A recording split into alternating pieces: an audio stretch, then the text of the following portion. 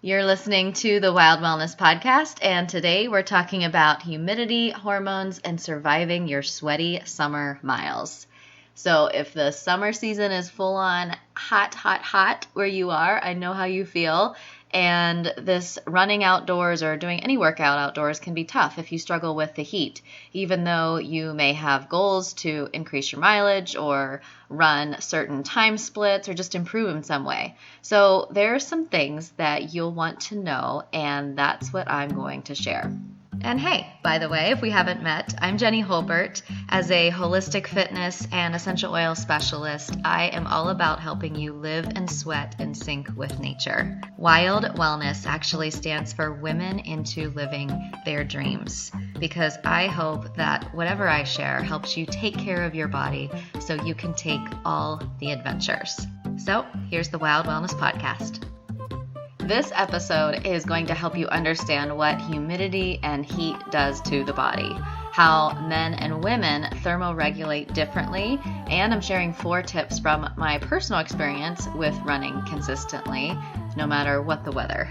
So before we get into it, a shout out to Amy from Kentucky for recently joining the Wild.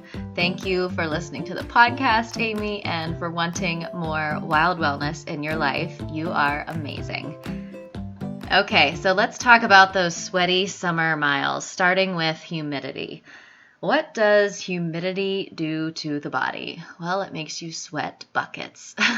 But I know I'm stating the obvious here, but just think about the idea that the faster you run, the more body heat you generate. So as humidity increases, running at your normal pace will feel very difficult, and you will feel fatigued more quickly than you would if the humidity was lower. The thing is, some people handle heat and humidity better than others, despite this fact. So some people might lose more sodium in their sweat than others, and that can impact how they feel or make them more prone to muscle cramps. And body size is another factor when it comes to thermoregulation and humidity, because if there's more mass and insulation, then you'll generate more heat. Plus, as we age, our body becomes less adaptable to heat and humidity, and there's age-related changes to sweat glands, which can decrease sweat production, and that reduces the body's ability to cool itself effectively. Another factor is where you live. So if you live somewhere humid like I do in the East, then you'll probably become naturally used to those muggy conditions, and you're better off than someone who's here visiting, running from the West Coast where humidity is generally lower and they're just not used to it. It usually takes about 2 weeks to acclimate to hot and humid conditions. But of course, it's an individual thing and that can be different with everyone. Finally, level of fitness seems to actually improve the body's ability to regulate temperature. So it actually lowers the temperature when sweating begins. So people who are more fit can work out with lower heart rates and core temperatures than those who are less fit.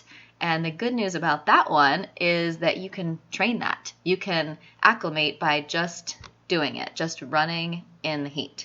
So here's what you need to know. Feeling slow and feeling heavy on a humid day doesn't mean you're out of shape or lacking mental toughness or anything that you might be making it mean. I hope that now that I've explained humidity a little bit and how your body reacts to it and responds to it, you see that it's just your body's physical response to a stressful environment. Let me say it again. You're not out of shape. You don't lack mental toughness. It's your body's physical response to a stressful environment. It's all good. Okay, let's talk about hormones. So men actually produce more sweat than women do for a given increase in body temperature. So that can obviously help them to have a better cooling mechanism, thermoregulation. But research actually shows that when fitness levels are the same, either men or women, or when the workload is equal in terms of a given percentage of maximal oxygen intake, women and men aren't that different in what they can do in terms of working out in the humidity and the heat and the pace that they can go or how they feel that way. And there's also been some published research looking at whether women have a lower heat stress tolerance or performance during the phases of the menstrual cycle. And some studies found that exercise heat stress tolerance was reduced by about 11 and about 16% during the mid-luteal compared to early follicular phase.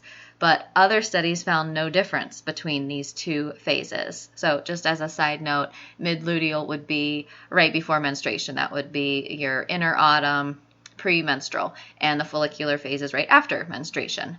So another study looked at specifically high-intensity intermittent running performance in the heat. And heat stress tolerance was actually unaffected between the mid-follicular and mid-luteal phase. But then another study showed about a 6% reduction in endurance time in the mid-luteal phase during an incremental test to exhaustion that was done in the heat. Another study on women during 60 minutes of cycling was interesting because the sweat rate was higher in the luteal phase than in the follicular phase, but during exercise, no differences related to the menstrual cycle phases were seen in body temperature, heart rate, or their rating of perceived exertion. So it was just the sweat rate that was higher in the luteal phase than in the follicular phase.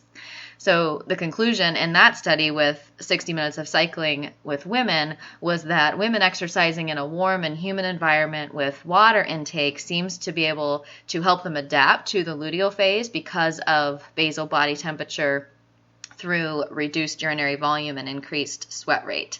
So basically they're taking in that water, they can adapt by sweating more, and that helps lower the body temperature because they're peeing more. So the research does seem a bit limited, and there's conflicting results basically is my sense of this. But my takeaway is that during prolonged exercise in hot and humid conditions, your body temperature may be elevated during that luteal or premenstrual phase, also inner autumn, as I mentioned.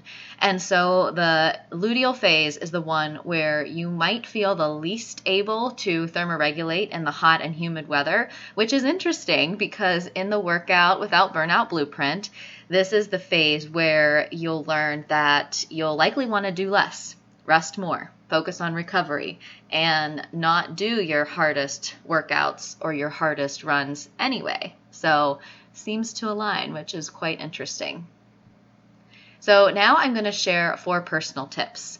I grew up in the East and live here now, and I've also lived in the hot, dry desert of Arizona. So I have experience with both what they call dry heat and also humid summers. And here's what works for me right now, and I guess in my past experience. 1, getting to sleep.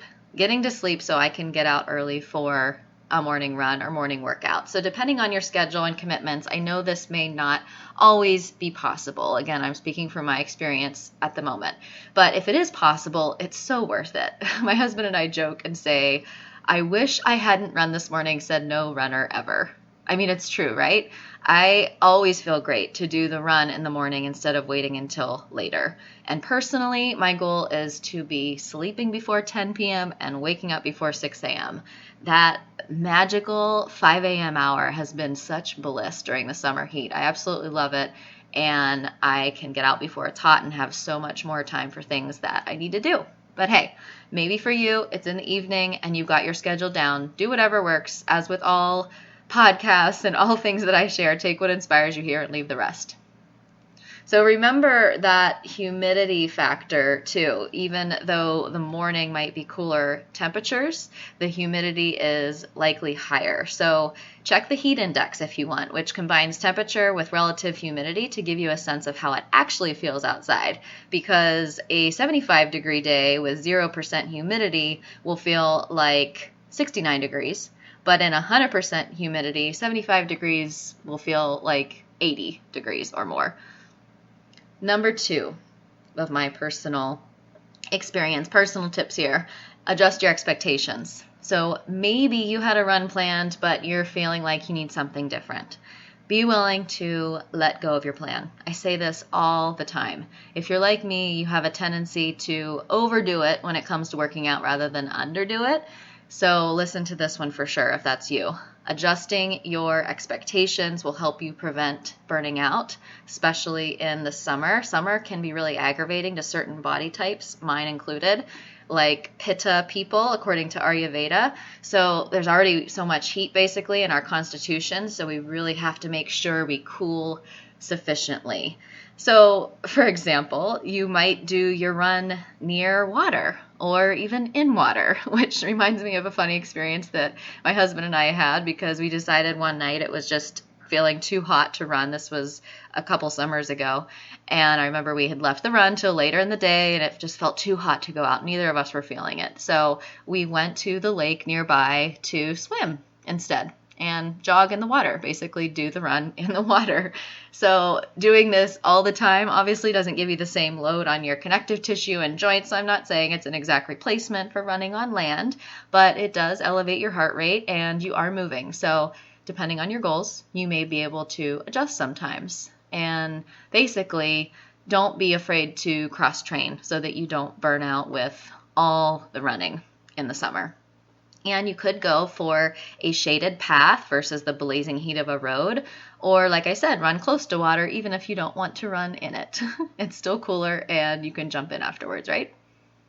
I love getting outside, but in super humid or hot conditions, you may even decide to get in a quality workout on a treadmill or in an air-conditioned room, and that's perfectly fine. Do what works for you. Number 3, stop looking at the watch and go off effort. This kind of goes with adjust your expectations. Remember what I said about humidity and thermoregulation differences for women depending on the phase of the cycle? Well, that means that you might be better off leaving the watch at home and intuitively running based on the effort. And let me tell you, this is so freeing because you can stop telling yourself, I'm a bad runner or I'm out of shape when you're not hitting your splits or you're hitting your pace that you have in your mind that you are expecting yourself to. If you do have your watch, remember that your paces will likely be different in the heat. They'll likely be slower, and that's okay. When temperatures go from 75 to 90 degrees, heart rate can increase by 10 to 20 beats per minute, which will obviously make your perceived effort much greater. So you're not out of shape, you're not a bad runner or a bad anything, it's just hot, and your body is doing the best it can. Plus, you're challenging yourself big time, so high five to that, to being out there. Number 4, cooling as much as possible. So other than going out in the morning, which I already mentioned, I also use essential oils to lower my body temperature and stay cool. Peppermint, rosemary, basil, these are all cooling to the body. And even cooling foods like eating cucumbers is a good idea. Things that are cooling versus spicy things might be something to pay attention to so that you're not heating your body up too much. And back to essential oils for a second, if you're wondering what that would actually look like and some practical ways, just add 10 drops of essential oil to an 8-ounce spray bottle of pure water and mist it over your body before, during, or after exercise. You just want to avoid the eyes. You could even put it on the back of your neck, diluted with a carrier oil before heading out. I know for me, the heat tends to rise to my head, so I'm more prone to feeling crappy if I have a lot of heat up in that area. So I put it on my neck, my temples, kind of on that part of my body. And P.S. in the show notes, I'll add a link if you want to get some doTERRA essential oils, 25% off, or get a sample kit from me. And also on the note of cooling, stay hydrated. Seems obvious, right? But if you go out dehydrated, you're going to notice, and your ability to thermoregulate will go down. So aim to drink half your body weight in ounces on a regular day. But if you're running in the summer, you're going to lose a lot of water through sweat. So you could maybe drink 16 to 20 fluid ounces of water or electrolyte 4 hours before your run.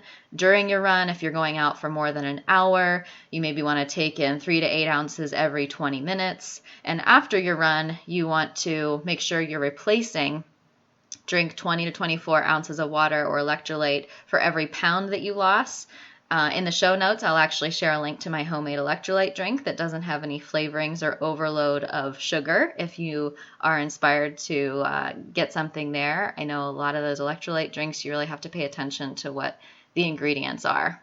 So lastly, but seriously, be mindful of the early warning signs of heat exhaustion and heat stroke: fatigue, nausea, dizziness, headaches, tingly skin, and confusion. You may think, oh, I'm just having a bad run, but seriously, just call it off if you're experiencing anything like this and it's really humid or hot. It's not worth it to just finish the run or finish the race. So here's the thing, my sweaty summer friend. You can train your body to respond to the heat. You can tune in and adjust based on your cycle. You can do things to cool down and stay hydrated. And you can notice when you're beating yourself up for a tough run and remember what you know about your summer body now.